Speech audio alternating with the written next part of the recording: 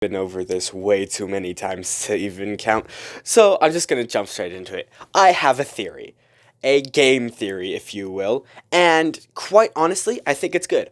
So, this game theory is all about Doki Doki Literature Club and Danganronpa. Now, if you don't know what those games are, that's completely fine. You don't really need to know them.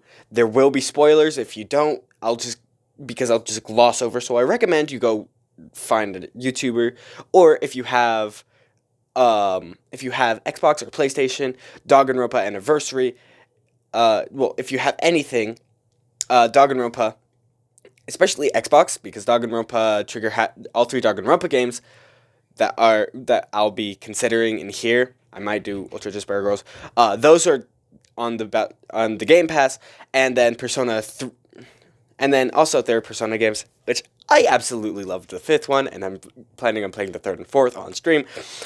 Anyway, but Doki Doki you have to buy. Anyway, but we need a lot of lore and stuff. So, let's get right into it. So, the first thing we need to talk about is DDLC.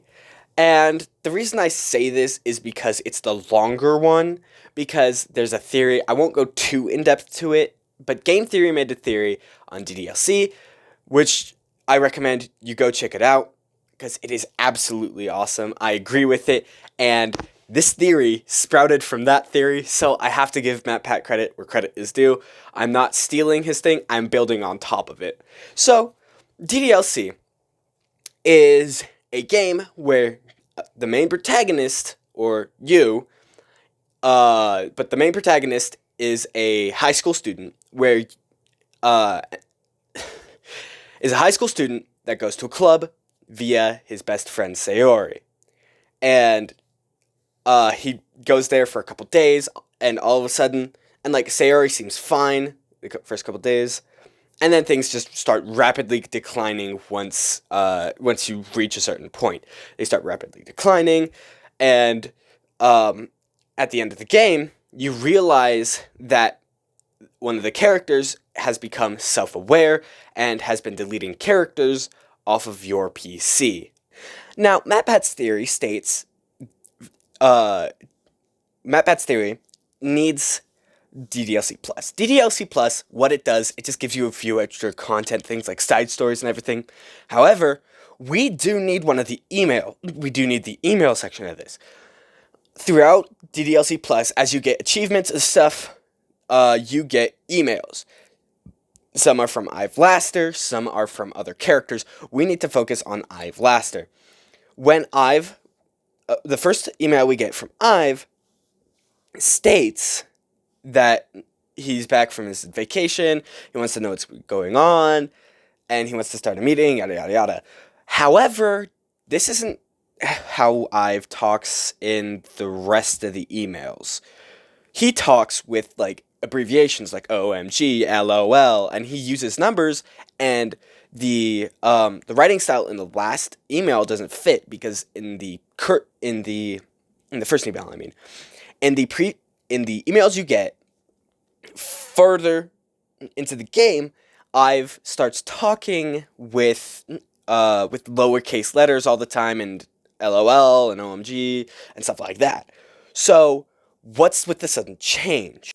Well, MatPat's theory states that Ive Laster, in the first email you get, first of all, that email is in the canon of the show.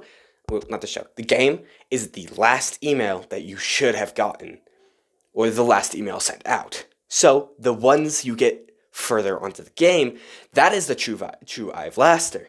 However, the last email you get is Monica in Ive's body. So, how did this happen? Well, in some point of the game, and this is where my theory starts popping in. So, Ive decided to try and play the VMs, which is the virtual machine, and he decided to try and play VM1. The VMs are what contain. VM1 is DDLC, and VM2 is the project, which I'm not going to go into. It's kind of important, but not enough. But when I say the project, go watch his video, you'll understand. MatPat's video, you'll understand. So, so what? So he wanted to play, and he did. But little did he know that something from VM2 leaked into VM1, which infected Monica, or the current president, as we learned at the end of the game. The president of the literature club becomes self-aware. Okay, I paused the video to move around, and so I don't remember my last talking point. But you may be asking what this project is. Well, the project is an important part of this. My sister's staring at me weird, sorry. The project is a very important part to this, as I said. It is the bigger, more active version of this. However, something happened to VM2 that leaked into VM1. So, what leaked into VM1? Well, Monica's consciousness, or Sayori's consciousness, again, president of the club, becomes self-aware, so whoever's the president of the club, they are the person. So, how does this all fit together? Well, DDLC Plus, it comes before DDLC. That's right. They may be two separate games in real life, but they are also two separate continuations, two separate tellings of a story. DDLC Plus tells the story of Ive Laster and his progress to becoming the version of Monica we see in the original DDLC. DDLC is us, the player character, well, not the player character, the actual physical character meeting Ive in Monica's body. So here's what I think in the canon of the universe happens. Monica takes over Ive's body after he's done playing. Then she takes the thing that Ive was using to play on and tries to throw it away. Not being thorough, because she's thinking nobody will ever play something called Doki Doki Literature Club. Us, the player, picks it up, and goes home to try it out. We plug it in, and Ive's consciousness is on there. However, he thinks he's Monica. So we play through the game, and all the things happen, except this time, when we delete Monica, she doesn't transfer her consciousness into us. Ive realizes that we are our own separate person. So in a last-ditch effort, he resets the game and is able to escape onto the computer we are using. So now you may be asking, hold on, why are we important to the lore of the story? Well, before we get into that, let's talk a little bit about the story of Danganronpa. It's kind of the same throughout all three games, except you change protagonists and everything. So, the first game is about Makoto Naegi and the first killing game. You go through his story, you go through everything, and you find out the killer, or the mastermind rather. And it kind of takes on the role of Among Us. Somebody is killing somebody, and you just have to figure out who. Except it's separate from Among Us in the fact that if you vote somebody out, they just die, and then it continues.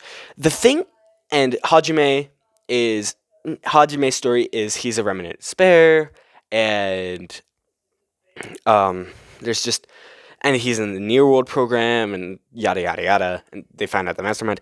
And then the third one isn't canon, but is canon in this theory. So, yeah. And Ultra Despair Girls, I don't know where this fits in. However, it will fit in. So, what I think is that Danganronpa, and now we're going back to DDLC, but this is where it links. Danganronpa is VM2. And you may be asking, Red, or you may be wondering, Red, there is just one problem with your theory. Monica and the girls. How are they going to fit in? In the continuity of Danganronpa, there are 53 killing games. We know it can't be 1, 2, or 53. Or rather, V3 in our world. But we know it can't be 1, 2, or 53. Because that focus is on Makoto, Hajime, and Shuichi. Those three characters and their respective groups. But that still leaves us with 50 other groups for VM2 to have. And we could entirely have just one of the other 50 games. However, I do think that the entirety of Danganronpa is VM2.